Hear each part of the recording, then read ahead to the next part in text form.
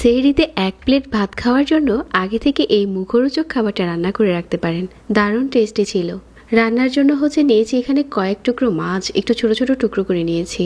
তারপর স্বাদমতো লবণ আর আদা বাটা দিয়ে ভালো করে ভেজে নিচ্ছি। প্রথমে হাফ কাপের মতো পেঁয়াজ কুচি দিয়ে দিচ্ছি, ১ চা চামচ লাল মরিচের গুঁড়া, ১ চা চামচ হলুদ গুঁড়া, আর ১ চা চামচ ধনিয়ার গুঁড়া আর ভাজা জিরার গুঁড়া। ঝাল যেরকম খান ওরকম করে মিশিয়ে নিতে পারেন এখানে।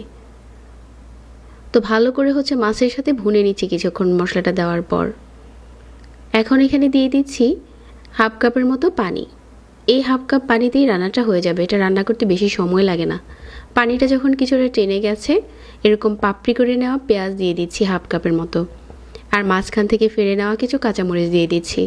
এখন শুধু এটা বুনে যেতে হবে।